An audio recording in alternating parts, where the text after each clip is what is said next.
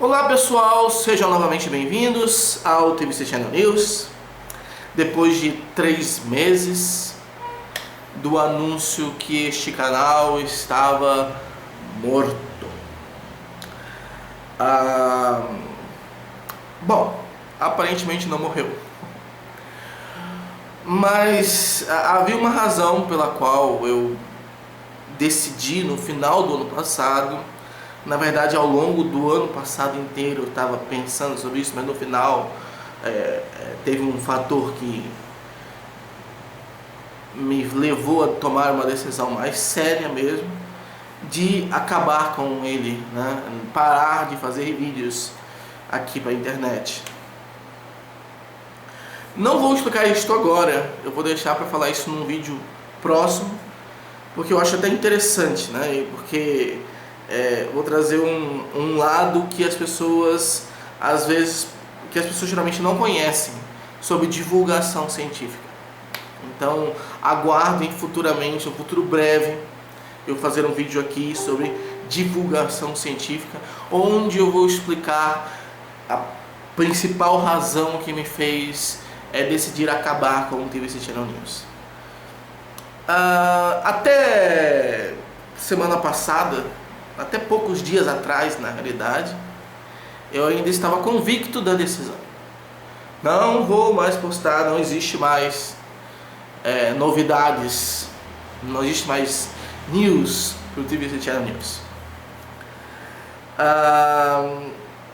Mas um evento me fez mudar de ideia. 2 eventos na realidade. O primeiro é que eu fiquei bastante decepcionado na realidade com a qualidade com que 2 canais grandes de divulgação científica abordaram o tema teoria da conspiração. Um acho que ainda foi pior, porque fez um vídeo de quase 40 minutos e não disse praticamente nada sobre o que realmente é uma teoria da conspiração e mais importante, que até era a proposta, por que as pessoas acreditam em teoria da conspiração. Eu acho que para você fazer um vídeo, né, sobre esse tema, que é um tema extremamente sério, que tem implicações grandes e graves até para o comportamento humano e para a sociedade, você tem que pelo menos, se a proposta é divulgação científica, você tem que pelo menos divulgar os estudos sobre isso. Então você não pode fazer um vídeo sobre teoria da conspiração sem falar sobre nenhum trabalho de William Swami. Você não pode falar sem falar de nenhum trabalho sobre Karen Douglas, Stephen Lewandowski, o Chris French. Ele não é necessariamente um estudioso de teoria da conspiração, mas ele é o mentor, ele é o tutor, né, do Robert Brotherhood, uma coisa assim, não me lembro agora o sobrenome, mas que é o principal, né? Então esses são alguns dos autores que fundamentam, que realmente produzem muito conhecimento em revistas de alto impacto sobre o que é teoria da conspiração e por que as pessoas creem nisso. Quais são os vieses de avaliação e uma série de coisas. Quais são os estilos cognitivos que levam alguém a crer, né? Qual é a relação com transtornos mentais, enfim. Nada disso está presente em nenhum desses 2 vídeos. Então, quando eu vi aquilo, eu me incomodei um pouco, né, com a qualidade bastante aquém. Então decidi que farei um vídeo muito em breve. Se eu não fizer, vocês me cobrem, porque eu preciso fazer e estou me organizando para fazer sobre teoria da conspiração, de fato, né? A psicologia da teoria da conspiração, tá? Então esse foi o que me incomodou, ou seja, ver a forma como estava sendo feita a divulgação científica de um assunto da psicologia de uma maneira extremamente rasa e não condizente com a realidade, muitas vezes. Bom, então isso é um aspecto. O outro aspecto é que no mestrado, né, para quem não sabe, estou cursando mestrado em Medicina Molecular, aqui na Universidade Federal de Medicina de Minas Gerais, né, Faculdade de Medicina. E dentro do mestrado existe uma disciplina chamada docência, prática em docência, em que a gente seleciona uma disciplina em uma turma e assume ela ou divide com outras pessoas para ir dando aula, para ir exercitando ser professor numa sala de aula. E eu tenho a enorme felicidade de estar dividindo uma disciplina com o meu orientador, tá? Essa disciplina é uma disciplina de introdução à psicologia, na verdade chama-se Bases Humanísticas e Introdução à Psicologia Médica, para o curso de medicina, os alunos do segundo semestre de medicina aqui da faculdade da UFMG. Essa disciplina começou na semana passada e foi muito bacana, porque a primeira aula foi falado sobre os aspectos mais gerais da psicologia, né? A preocupação até de introduzir algumas reflexões mais polêmicas sobre comportamento e uma série de coisas, né? Mas o tema da segunda aula foi um tema específico. Qual foi, né? Natureza versus ambiente, ou natureza versus criação, genética versus ambiente, genes versus cultura, coisas assim, né? Esse tipo de dicotomia. E isso é interessante porque, apesar de eu sempre ter me preocupado em fazer vídeos de divulgação científica e essa ser uma base da divulgação científica, eu nunca tinha falado sobre isso diretamente. Eu tinha falado quando, por exemplo, eu falava sobre critérios de seleção de parceiros. Aí eu explicava por que são diferentes e daí eu tinha que comentar um pouco sobre natureza e criação para explicar essa diferença. Eu falava sobre a cooperação humana e por que é diferente e explicava esse mecanismo. Mas um vídeo sobre esse tema, natureza e criação, eu nunca tinha feito. E eu nunca tinha feito porque eu tenho em mente que a melhor tese sobre isso, a melhor coisa que você pode ler sobre natureza e criação é um livro do Steven Pinker chamado Tabula Rasa, tá? Que é o melhor livro que eu já li na minha vida, certo? Porque ele em 600 páginas consegue pôr abaixo uma série de crenças, uma série de coisas com base em sólidas evidências científicas. Só que esse livro tem 600 páginas. Como você vai pedir que os alunos o leiam de uma semana para outra, assim no sopetão? Além do que, nem todos aqueles alunos de medicina, muitos se interessam, mas nem todos se interessam por esse tema. Não é uma das disciplinas mais importantes do curso, certo? Então, seria vão solicitar isso. Então eu tinha que falar, certo? Em 2 horas sobre natureza e criação. Falei ontem para a turma de ontem e vou falar hoje à tarde. Porque são 2 turmas. E eu pensei comigo, como eu poderia iniciar esta aula. Porque quando você vai ver teoria de natureza e criação, você cai por terra várias coisas que durante toda a sua vida você nutriu como sendo real. Então como eu poderia explicar por que nós somos criados na ignorância? E por que é mais importante conhecer a verdade, né? Bom, eu pensei então no seguinte, e eu quero por isso eu quis fazer esse vídeo também para compartilhar com vocês, né? Esse que é um problema sério, tá? É um problema sério que trava, que sabe, traga para baixo, que, sabe, é um problema, que é o politicamente correto.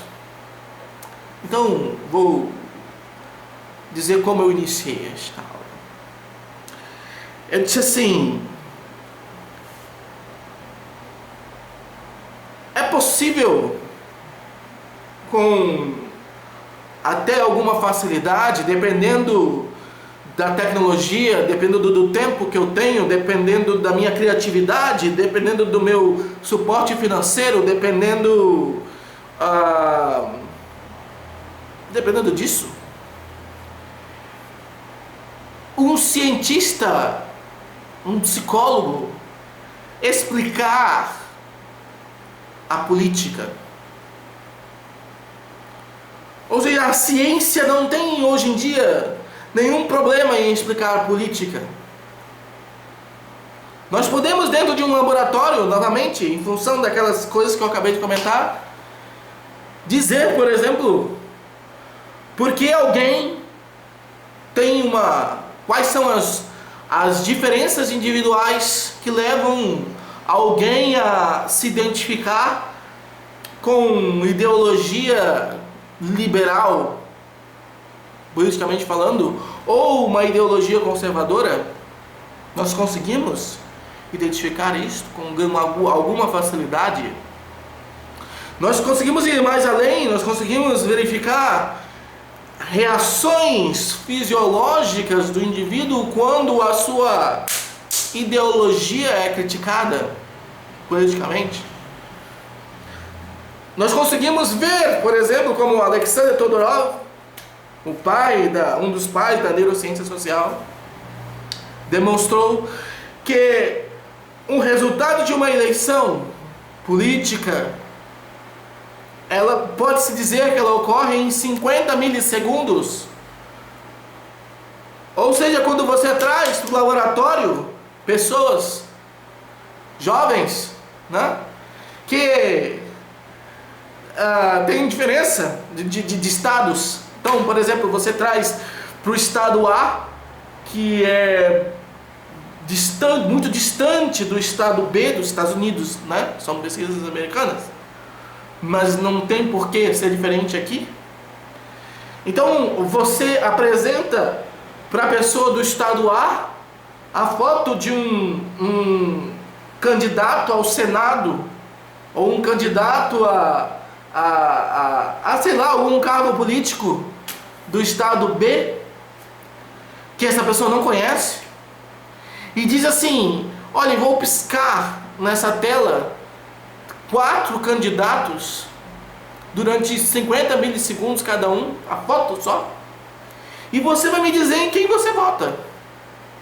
Quem que de alguma forma, convenceu uma foto em 50 milissegundos? E daí você compara o resultado da eleição naquela pesquisa com o resultado da eleição naquele, sem aspas, né, naquele estado, e você vê que bate. Ou seja, quem é eleito num laboratório apresentando apenas a foto em 50 milissegundos tem realmente uma chance muito, muito, muito, muito grande de ser eleito na eleição de verdade, com palanques, com discursos, você entende? Então, isso é interessante. Vamos trazer para ficar mais claro aqui no Brasil. Por exemplo, se você está aqui em Minas Gerais, aí você pega o candidato de Belo Horizonte a vereador, e você apresenta para o cara que está lá no Ceará, está lá em Fortaleza, e você apresenta os candidatos a vereador para lá. Ninguém sabe quem é vereador aqui de Belo Horizonte, lá em Ceará, lá em Fortaleza. Ninguém sabe quem é de Fortaleza aqui em Belo Horizonte. No entanto, quando você analisa essas pessoas no laboratório em 50 milissegundos, você chega ao resultado. Então isso é surpreendente, isso é maravilhoso. E isto é como a ciência estuda. Você consegue, por exemplo, James Fowler, sabe? conseguiu identificar as bases genéticas, as diferenças genéticas que existem entre pessoas que se filiam a partidos conservadores e a partidos liberais, o republicano e o democrata. Você consegue ver essas diferenças genéticas. Você consegue, vamos mais a um outro nível, você consegue verificar como que o cérebro toma decisões políticas. No momento de votar, como é que o seu cérebro responde? Então, veja, não há necessariamente, e aqui eu estou falando de coisas mais ligadas ao voto. É claro que política não é só voto, mas todos os outros aspectos de identificação, de defesa política, de tudo isso você estuda em psicologia social, em neurociência, dá para estudar também com genética, dá para estudar com doses hormonais, dá para estudar com eye tracker para ver viés atencional e uma série de coisas. Não tem problema em fazer isso. Precisa de tempo, de esforço, de criatividade, de tecnologia e de dinheiro. Tendo isso, você faz, sem nenhum problema. Então, ciência não tem problema em explicar política. Agora, a política tem um problema em explicar a ciência. E vamos entender por quê. O que faz um cientista se manter no seu posto de cientista? O que faz um cientista manter-se num cargo, numa grande universidade, sabe, tendo apoio financeiro e tal? A capacidade que ele tem de publicar conhecimento, e essa publicação envolve uma argumentação que não é pura e simplesmente da lábia. Não importa necessariamente isso. O que importa é você ter dados e você analisar esses dados com rigorosidade para que seus pares considerem aqueles dados válidos e aceitem a publicação numa revista de grande impacto. Então, o raciocínio, o cientista, ele convence outros cientistas e outras pessoas com base nos resultados que aquele chega e no trato que ele dá aos resultados, demonstrando estatisticamente uma conclusão. Então é assim que o cientista convence uma banca, é assim que o cientista convence, sabe, um investidor. Agora vamos ver o que faz um político se manter no poder. Aliás, ser eleito é se manter no poder.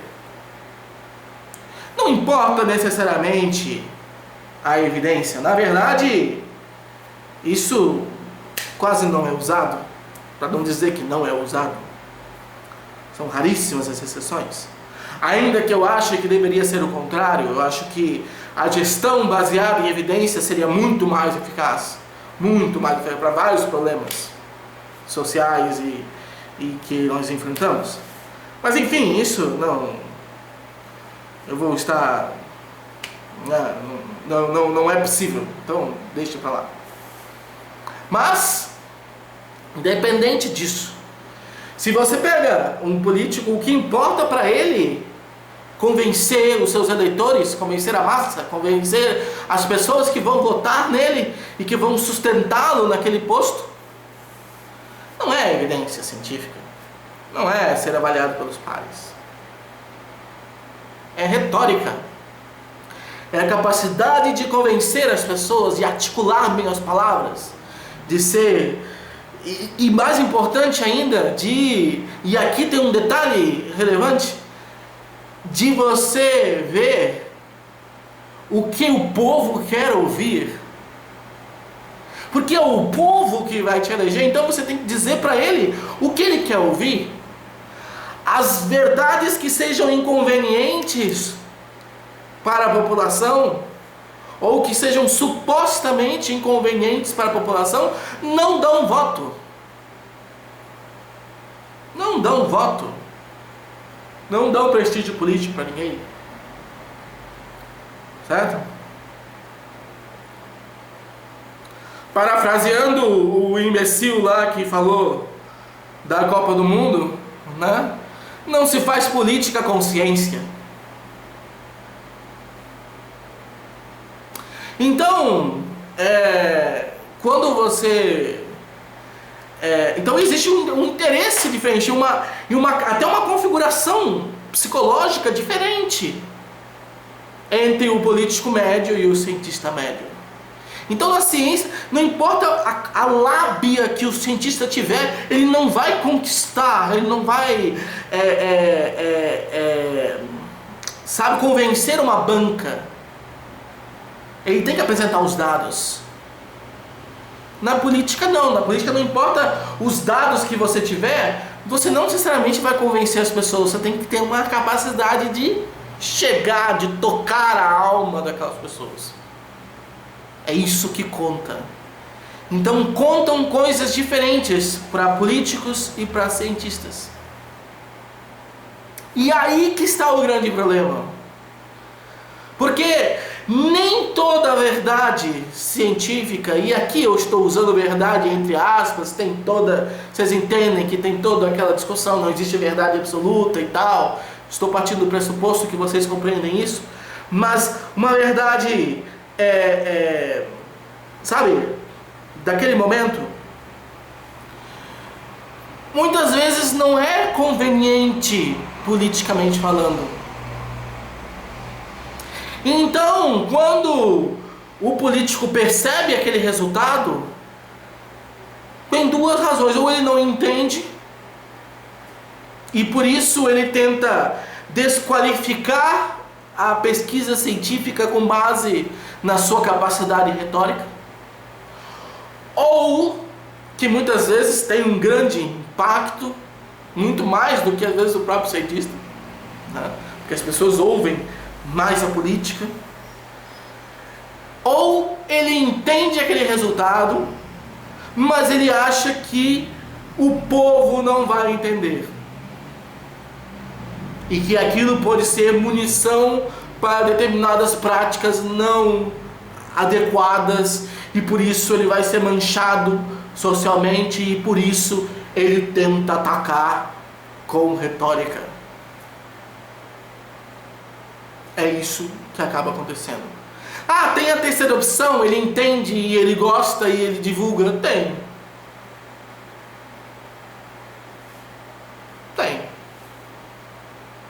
Me ache um que faça isso. A possibilidade está aí. A questão é, existem pessoas dentro dessa possibilidade? Bom, então, concluindo, né, existem assuntos em que a ciência prova e a política tenta desprovar ou desqualificar, só que tem sem ter dados. Como um resultado científico ele é invalidado, ele é desqualificado? Com base em outro resultado científico. Então, se você quer confrontar um resultado, você tem que ter um outro resultado e outra pessoa tem que ter outro. Então é assim que se funcionam as discussões. E ciência é quebra-pau, mas é quebra-pau com base em evidência, né? Essas pessoas não, elas não têm evidência de nada e querem na boca destruir aquele resultado. Bom, isso significa que, se a gente for pensar, quem faz currículo nas escolas, quem propõe o que deve ser ensinado, quem, sabe, principalmente ensino público, estou falando, né? Mas que acaba tendo desdobramentos para enfim, o particular também. Quem faz isto, sabe, dificilmente é o cientista. Pode até ter um consultor ou outro, mas de verdade quem faz isso é a política, certo? Que volta a propostas novas currículos escolares e isso aqui tem que entrar, isso aqui a gente tem que começar a falar e tal. E nesse de votar e de opinar na educação e de criar o que as pessoas vão aprender, sabe, censurar determinados materiais na televisão, porque consideram que não é interessante, que não é viável, que não é ético, não é humano, não é, sabe? Sem necessariamente como proibiram recentemente propaganda para a criança de produtos infantis, tipo, qual é a justificativa para isso, cientificamente falando? Nenhuma. Porque os estudos de mídia influenciando a criança, eu já fiz vídeos sobre isso aqui, inclusive, estão enviesados e os resultados corretos, ou aqueles que têm realmente uma análise bacana de dados, eles concluem que não tem nada a ver. Então, qual é a justificativa para você fazer isso? Não se sabe, né? Política. Então, quando você diz, e aqui é um exemplo interessante, quando você diz para o pai e a mãe que a televisão não vai influenciar na forma como os seus filhos são, você coloca a responsabilidade disso mais para os pais, ou aliás, você tira a responsabilidade de um grande bode expiatório que é a televisão, que é a mídia. Então os pais não gostam. Os pais não gostam disso. E daí eles não votam em você. Eles votam naquele político que está eliminando um inimigo dos filhos deles. Certo? E deixando eles com sabe? Alívio moral. É curioso que ao mesmo tempo, quando você diz que pai e mãe não influenciam na personalidade da criança, também é politicamente incorreto. Ou seja, ao mesmo tempo que eles querem ter esse poder de criar os filhos, eles também não querem ter esse poder de criar os filhos. Certo?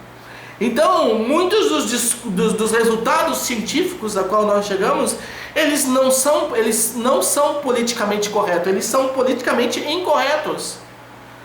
Quando você mostra, por exemplo, que homens não pensam como as mulheres, em média, isso choca a população. Isso não te dá voto.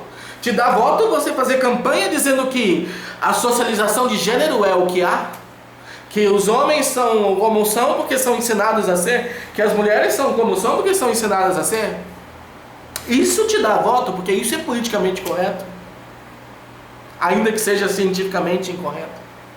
Então, o que eu queria aqui era mostrar para vocês como iniciar qual é a reflexão inicial para você abordar um tema que destrói grande parte daquilo que a gente tem como verdade, porque aquilo que a gente tem como verdade foi criado por uma visão política, não científica. A ciência não censura, a ciência não adultera, a ciência esclarece, abre porta, descortina, certo? Por isso que ela deve ser priorizada. E a política, e o que faz a política? Continua sendo como é. Mas é importante a gente entender que tem interesses diferentes. E esses interesses diferentes criam uma sociedade cientificamente analfabeta, que é o que nós vemos hoje. Então, abordar determinados temas que, é claro, podem ser chocantes num determinado momento, mas eles são ainda mais chocantes quando você é criado para acreditar no contrário. Por exemplo, diferenças entre homens e mulheres. Por exemplo, diferenças entre inteligência de uma nação e outra. Por exemplo, o fato de que a inteligência tem pouquíssima influência no ambiente, para não dizer nada. tá? Pelo menos do ambiente no sentido de criação, porque alguns parasitas que você vem a contrair até durante a gestação pode alterar a sua inteligência, isso é ambiente, mas no sentido de cultura de aprendizado, de intervenções ambientais, não influenciam na sua inteligência. Em função enfim, de temas que são controversos, de preconceitos serem diferentes, de não ser uma coisa só, cada preconceito tem uma base diferente. Enfim, são temas de alguns estereótipos estarem corretos. Então, são temas que é complicado de você trabalhar, porque choca mais do que deveria. E choca mais do que deveria porque as pessoas aprendem no colégio, aprendem na televisão coisas que não fazem sentido. Certo? Então era isso que eu queria mostrar aqui. Como que o politicamente correto, eu não diria emborrece, porque daí você teria que dizer que tem um efeito cultural na inteligência, e não tem. Mas ele boicota o crescimento de uma pessoa e, consequentemente, de uma nação. Certo? Então, quando você começa a abrir de fato os seus olhos para o que a ciência descobre de interessante sobre o nosso comportamento e entender as implicações daquele estudo para a realidade, as implicações práticas daquele estudo, aí você consegue se libertar disso. Então a ciência liberta a gente. Aquilo que é politicamente correto nos trava, certo? E isso o próprio Steven Pinker coloca vários dados históricos de psicólogos do ano passado, do século passado, que foram humilhados, que foram tratados como pessoas horríveis, porque estavam trazendo um resultado que era contrário à visão ambientalista que existia, ou seja, eles estavam conseguindo provar que nós temos uma natureza, que nós temos instintos. Aliás, temos mais instintos do que os outros animais. Essa nem é uma observação nova. O próprio William James, que é um dos pais da psicologia, principalmente aqui na América, ele já dizia isso, certo? Mas naquela época ele não tinha dados ainda, ele não tinha ferramentas para provar, e hoje a gente sabe que nós já nascemos com vários circuitos ativos, em quantidade inclusive maior do que outros animais, certo? Então, essa visão, ela foi muito prejudicada pelo politicamente correto norte-americano, certo? E agora está sendo o alvo aqui no Brasil. Então a grande dificuldade de você levar... Porque as pessoas perguntam: por que não tem uma disciplina de psicologia evolucionista na minha graduação? Porque não aceitam. Certo? E aí a importância deste canal. Aqui o YouTube aceita, né? Mas dentro da universidade é difícil abrir uma porta para uma pessoa que vai falar sobre uma área do conhecimento que destrona várias informações que não fazem mais sentido, invalida praticamente o currículo inteiro da graduação. É difícil, é muito difícil. Então é preciso realmente uma reforma, não só da educação de base, que é totalmente doutrinatório, né? É uma doutrina ideológica completa, certo? Mas também alguns cursos de graduação, inclusive psicologia, pedagogia, sabe? Alguns até a questão de mestrado e doutorado em educação. Nossa, que coisas horríveis esses programas. Então, você veja, essa visão politicamente correta é como uma praga, é como um grande parasita que fica destruindo, que fica, sabe, prejudicando o avanço. Então esse é o vídeo que eu queria falar sobre isso. Como você inicia, se alguma vez vocês precisarem comentar ou falar para um público sobre natureza e criação, comece, eu sugiro, falar sobre o politicamente correto e como isto atravanca as coisas. Certo? E aí eu vou finalizar esse vídeo com uma citação de um filósofo que eu já utilizo há muito tempo aqui no canal. Não é necessariamente um filósofo, é aquele povo que antigamente era tudo, né? Era filósofo, médico, pintor, dramaturgo, sabe? O pessoal era tudo. Então, Anton Chekhov, que ele diz: a humanidade só poderá crescer quando descobrir como exatamente é. Então, nós só descobrimos como nós somos se olhamos como os estudos mostram que nós somos, porque os estudos têm controle de variável. Então ele consegue saber que é por causa disso que você faz determinada coisa. E não aquele negócio todo intrincado de a nossa observação totalmente enviesada e cheia de... né? Então a ciência faz com que a humanidade cresça. Certo?